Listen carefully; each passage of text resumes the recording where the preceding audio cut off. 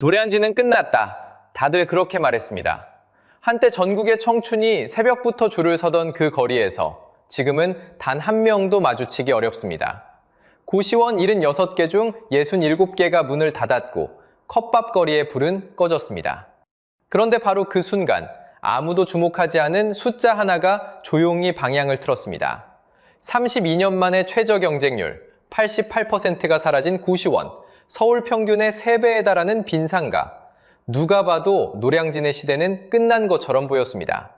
실제로 한 해 70만 명이 몰리던 공무원 시험에 이제는 41만 명만 원서를 냅니다. 모집단 자체가 무너진 겁니다. 그런데 말입니다. 떠났던 공시생들이 하나둘 다시 돌아오고 있다면 여러분은 믿으시겠습니까?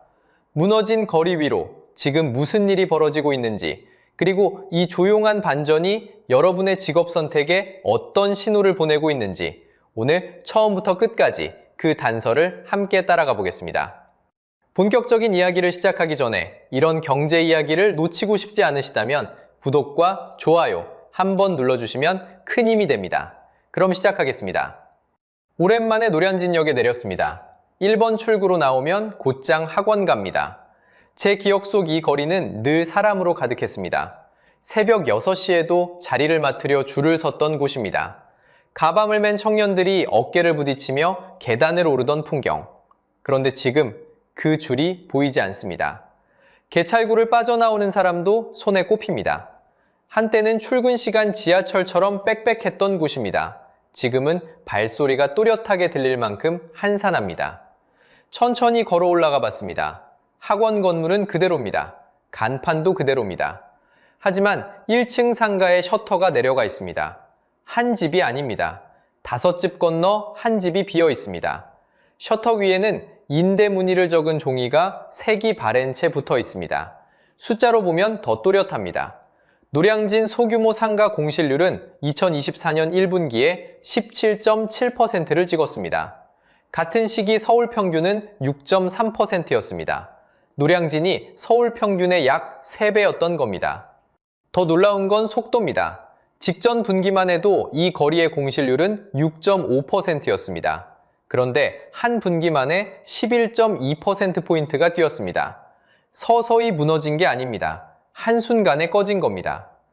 발걸음을 컵밥거리로 옮겼습니다. 한때 이곳은 노량진의 상징이었습니다.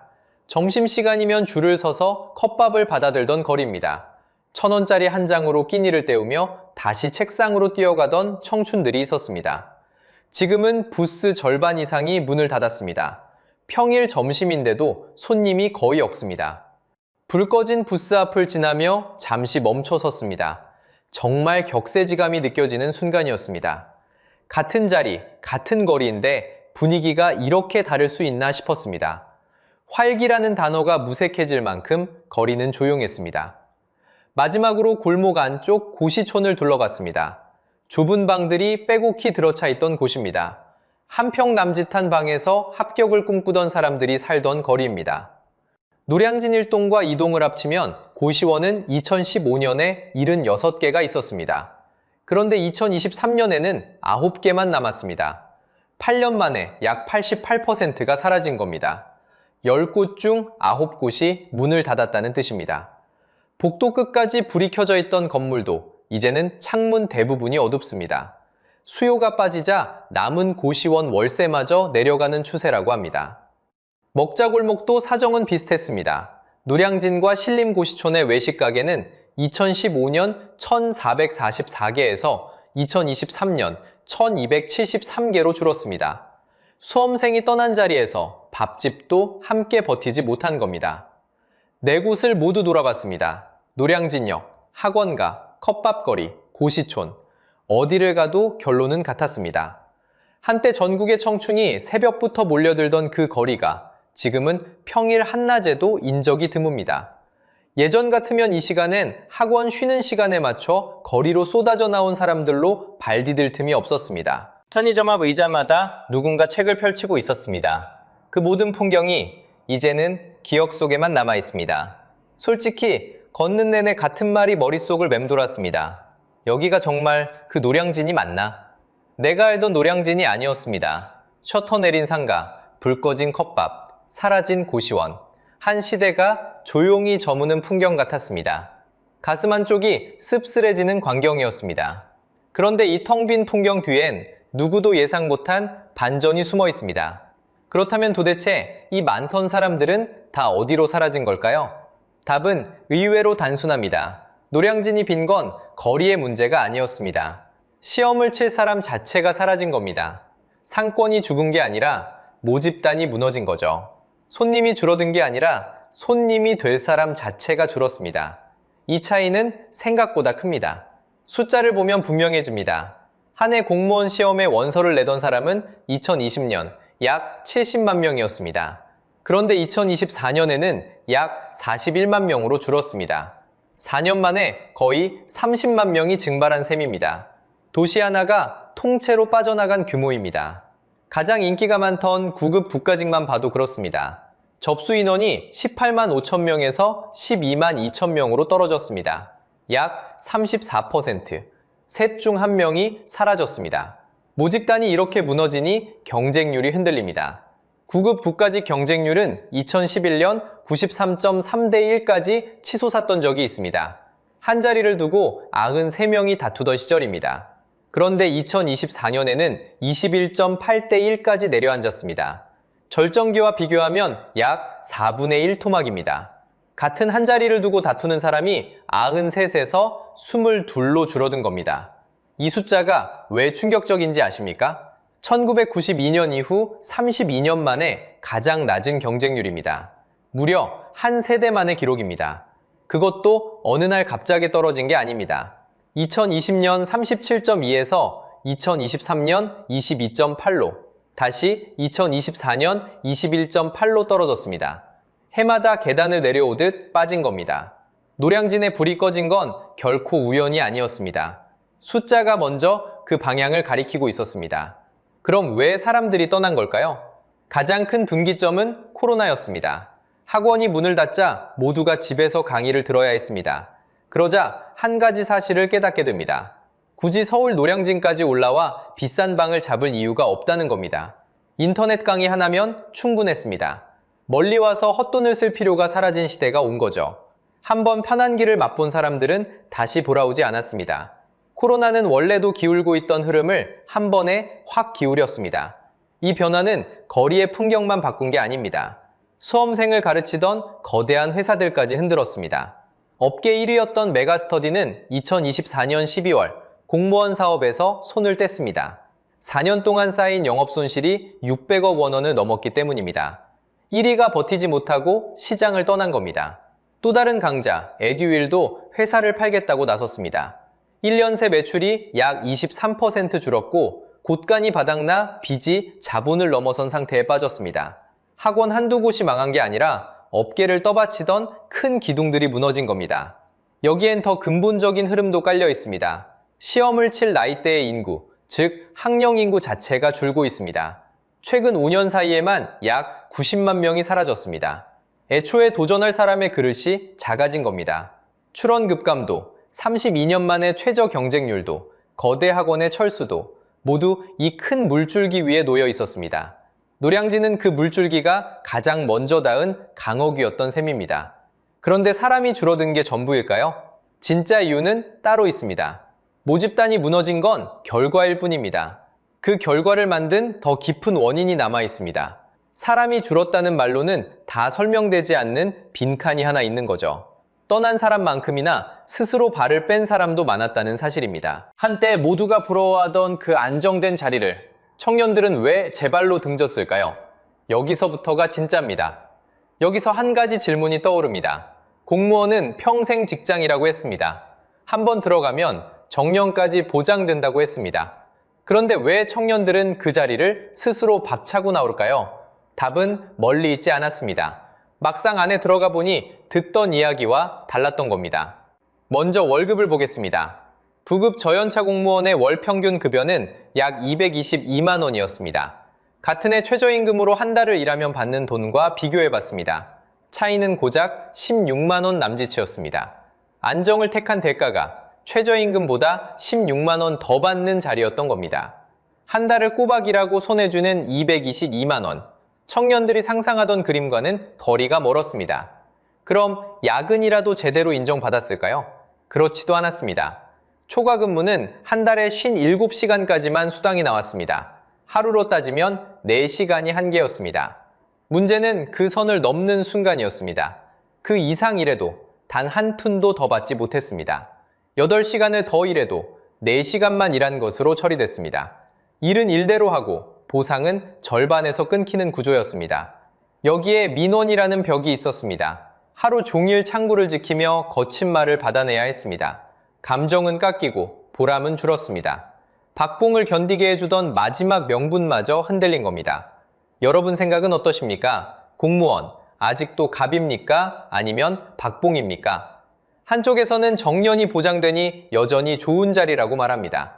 다른 한쪽에서는 그 월급으로는 도저히 버틸 수 없다고 말합니다. 정답은 쉽게 나오지 않습니다. 여러분의 생각을 댓글로 꼭 남겨주세요. 같은 고민을 하는 누군가에게 큰 도움이 될 겁니다. 그런데 진짜 무거운 이야기는 노후에 있었습니다. 많은 사람이 공무원을 택한 이유가 바로 연금이었으니까요. 2015년 그 연금의 셈법이 통째로 바뀌었습니다. 한마디로 정리하면 이렇습니다. 더 내고, 덜 받고, 늦게 받게 됐습니다. 하나씩 풀어보겠습니다. 먼저 매달 내는 돈이 늘었습니다.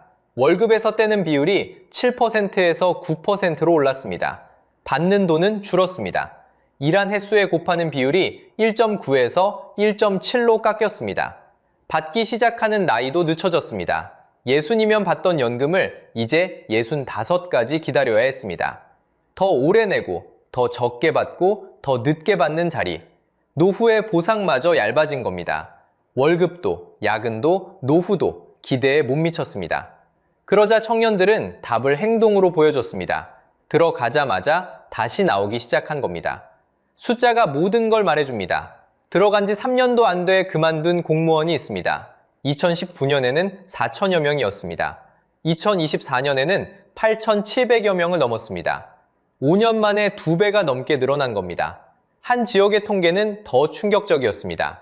인천에서는 5년 안에 스스로 사표를 낸 신입의 비율이 2022년에 무려 72.9%에 달했습니다. 새로 들어온 10명 중 7명이 5년을 채우지 못하고 떠난 셈입니다. 서울도 마찬가지였습니다. 20대 공무원이 제 발로 사표를 내는 경우를 봤습니다. 2020년 153명에서 2024년 283명으로 늘었습니다. 이 역시 약 2배입니다. 가장 젊고 가장 오래 일할 사람들이 가장 먼저 짐을 쌌습니다. 평생 직장이라는 4글자가 청년들의 손에서 조용히 지워지고 있었던 겁니다. 사람도 줄었고 남은 사람마저 떠났습니다. 노량진을 떠받치던 두 기둥이 동시에 무너진 겁니다. 누가 봐도 이건 끝난 이야기처럼 보였습니다. 그런데 바로 거기서 모두가 놓친 반전이 시작됩니다. 여기까지 보셨다면 결론은 분명해 보입니다. 노량진은 끝났다. 사람도, 학원도, 돈도 다 빠져나갔다. 그런데 2025년 이상한 일이 벌어집니다. 아무도 주목하지 않은 숫자 하나가 조용히 방향을 틀기 시작합니다. 바로 그 경쟁률입니다. 32년 만에 최저를 찍었던 그 숫자 말입니다. 2024년 9급 국가직 경쟁률은 21.8대 1까지 떨어졌습니다. 모두가 바닥이라고 불렀습니다. 더 떨어질 일만 남았다고 했습니다. 그런데 2025년 그 숫자가 24.3대 1로 올라섰습니다. 우연일까요? 아닙니다. 2026년 경쟁률은 다시 28.6대 2를 기록합니다. 선발 인원 3,802명에 무려 10만 8,718명이 원서를 냈습니다. 인사혁신처가 발표한 공식 수치입니다. 21.8에서 24.3으로 다시 28.6으로 2년 연속 상승입니다. 바닥을 친 그래프가 천천히 V자라 꺾여 올라가기 시작한 겁니다. 충격적인 건 일부 직렬입니다. 2026년 교육행정직 경쟁률은 509.4대 1까지 치솟았습니다. 한 자리를 놓고 509명이 다툰다는 뜻입니다. 시설직도 189대 2를 기록했습니다. 끝났다던 시험에 이런 숫자가 어떻게 다시 나타난 걸까요? 7급도 마찬가지입니다. 2025년 7급 국가직 경쟁률은 44.6대 1, 전년에 40.6에서 오른 수치입니다.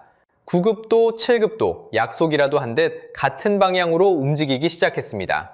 이게 정말 망했다던 그 노량진이 맞습니까? 사실 단서는 진작에 있었습니다. 한 영상의 댓글에 누군가 이렇게 적었습니다. 그렇지만 서울시 경쟁률은 작년의 2배다. 농담처럼 달린 한 줄이었습니다. 그런데 그 한 줄이 지금 벌어지는 일을 정확히 가리키고 있었던 겁니다. 사람들이 떠난 줄만 알았던 그 시장에서 숫자는 이미 반대로 돌아서고 있었습니다. 현장의 목소리는 더 분명합니다. 노량진의 한 부동산 관계자는 이렇게 말합니다. 코로나 때 떠났던 공시생들이 다시 돌아오고 있습니다. 셔터를 내렸던 거리에 다시 발걸음이 늘기 시작했다는 겁니다. 데이터가 가리키던 방향을 현장이 두 눈으로 확인해 준 셈입니다. 그렇다면 질문은 하나로 좁혀집니다. 왜 다시 돌아오는 걸까요? 제 발로 등졌던 그 자리를 왜 다시 찾는 걸까요? 첫 번째 이유는 경기입니다. 경기가 식으면서 기업들이 사람 뽑는 문을 좁혔습니다. 민간 채용이 줄어든 겁니다. 갈 곳이 마땅치 않아진 청년들의 눈에 안정된 자리가 다시 들어오기 시작합니다. 두 번째는 처우입니다. 그렇게 박하다던 보수가 조금씩 손질되기 시작했습니다. 2026년 9급 저연차의 초임이 6.6% 올랐습니다. 전체 인상률 3.5%에 저연차에게만 3.1%를 더 얹은 결과입니다. 그 덕에 부급 1호봉 기본급은 213만 3천 원이 됐습니다. 여전히 넉넉한 액수는 아닙니다. 하지만 방향이 바뀌었습니다. 깎이기만 하던 처우가 처음으로 위를 향하기 시작한 겁니다. 세 번째는 불안입니다. 평생 다닐 줄 알았던 회사가 흔들리는 시대입니다. 언제 밀려날지 모른다는 그 불안이 사람들의 시선을 다시 안정 쪽으로 돌려놓았습니다. 한때 답답하게만 보이던 그 안정이 다시 귀한 것으로 떠오른 겁니다. 경기 침체, 줄어든 일자리, 그리고 흔들리는 고용, 떠나게 만들었던 바로 그 조건들이 이제는 다시 돌아오게 만드는 이유가 됐습니다. 노량진을 비웠던 흐름이 방향을 거꾸로 틀어 노량진을 다시 채우고 있는 겁니다. 소름 돋는 건 이 모든 일이 조용히 벌어졌다는 점입니다. 누구도 노량진이 다시 살아난다고 떠들지 않았습니다. 뉴스는 여전히 몰락을 이야기했고 사람들은 끝났다고 믿었습니다. 그 사이 숫자는 두 해 내내 묵묵히 위로 올라가고 있었습니다. 그런데 이 반등이 보내는 신호는 공시생만의 이야기가 아닙니다.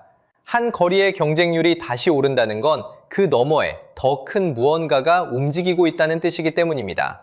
이 두 얼굴의 노량진이 지금 여러분에게 무엇을 말하는지 마지막으로 정리해드리겠습니다. 이쯤에서 한 가지 질문이 떠오릅니다. 그래서 이게 나와 무슨 상관일까요? 결론부터 말씀드리겠습니다. 이건 결코 남의 동네 이야기가 아닙니다. 먼저 지금 노량진에서 벌어지는 일을 정리해보겠습니다. 한쪽에서는 옛 풍경이 통째로 지워지고 있습니다. 노량진 뉴타운은 8개 구역, 약 9천 가구 규모입니다. 면적만 73만 8천 제곱미터에 달합니다. 그중 1구역은 49층 높이에 3,103가구로 다시 태어납니다. 2003년 뉴타운으로 지정되고도 20년 넘게 멈춰있던 사업입니다. 학원과 상권의 이해관계가 얽혀 한 발짝도 나가지 못했습니다. 그런데 공시생이 떠나자 비로소 속도가 붙었습니다. 사람이 남아있을 때는 못했던 일이 사람이 빠지고 나서야 시작된 겁니다. 당장 2026년 4월 6구역을 시작으로 연말까지 약 3천 가구가 공급됩니다. 목표 완공 시점은 2031년입니다. 4평짜리 고시원에 청춘을 갈아넣던 거리에 이제 새 아파트가 올라갑니다. 한쪽에는 여전히 좁은 고시원이 남아있고 그 옆에는 고가의 새 아파트가 들어섭니다. 이것이 지금 노량진의 두 얼굴입니다. 그렇다면 빈자리는 누가 채우고 있을까요? 떠난 공시생의 자리를 여의도와 용산과 강남으로 출퇴근하는 직장인이 메우고 있습니다. 시험을 준비하던 거리가 출퇴근하는 사람들의 거리로 바뀌는 중입니다. 이걸 두고 정체된 상권이 다른 모습으로 바뀌는 전환이라고 부릅니다. 여기서 핵심을 짚겠습니다. 노량진은 망한 게 아닙니다. 모습을 바꾼 겁니다. 거리가 죽은 것처럼 보였던 건 사실 한 시대가 끝나고 다른 시대가 시작되는 중간이었습니다. 이제 진짜 신호를 읽어드리겠습니다.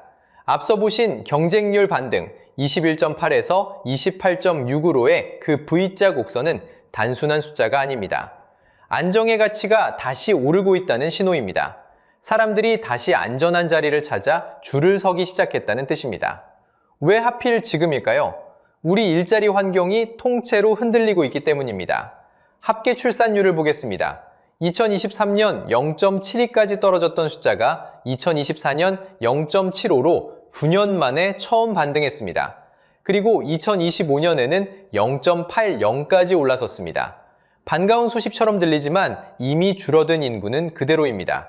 일할 사람도, 세금 낼 사람도, 떠받칠 사람도 줄어든 사회로 우리는 들어가고 있습니다. 그만큼 한 사람 한 사람의 일자리는 더 무거워집니다. 여기에 또 하나의 변수가 더해집니다. 노란봉투법이 2026년 3월부터 시행됩니다. 기업이 사람을 쓰는 환경 자체가 달라집니다. 좋고 나쁨을 떠나 민간의 일자리 풍경이 예전 같지 않으리라는 건 분명합니다. 자, 이 조각들을 한자리에 모아보겠습니다. 인구는 줄고 민간 고용 환경은 흔들리고 그 와중에 안정된 일자리를 향한 줄은 다시 길어지고 있습니다. 공시생이 노량진으로 돌아오는 건 그저 시험 이야기가 아니었습니다.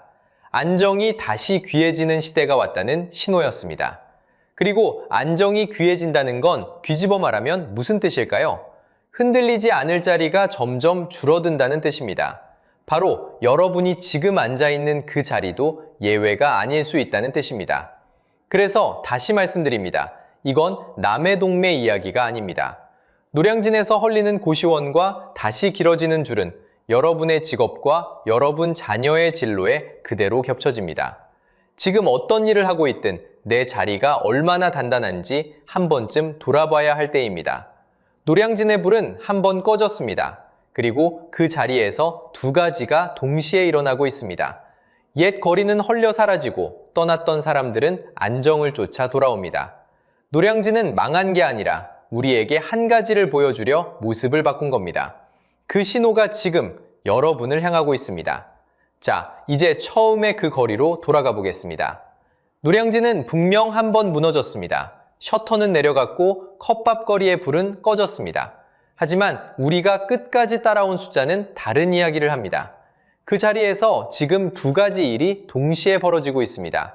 한쪽에선 옛 거리가 재개발로 사라집니다. 낡은 고시촌이 헐리고 그 위로 새 아파트가 올라갑니다. 그리고 다른 한쪽에선 떠났던 사람들이 다시 돌아옵니다. 안정을 찾아서 말입니다. 그러니 이건 몰락이 아닙니다. 노량진은 망한 게 아니라 모습을 바꾼 것뿐입니다. 한 시대가 저물고 다른 시대가 그 위에 다시 그려지고 있습니다. 우리는 그 전환의 한 가운데를 지나고 있는 셈입니다. 노량진의 불은 꺼졌다가 다시 켜지고 있습니다. 그리고 이 불빛은 단지 한 거리의 이야기가 아닙니다.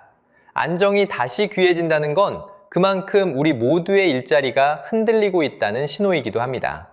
여러분이라면 지금 이 시점에 안정을 쫓아 공무원에 다시 도전하시겠습니까? 아니면 다른 길을 보시겠습니까? 여러분의 선택을 댓글로 들려주세요. 영상이 도움이 되셨다면 좋아요와 구독도 부탁드립니다.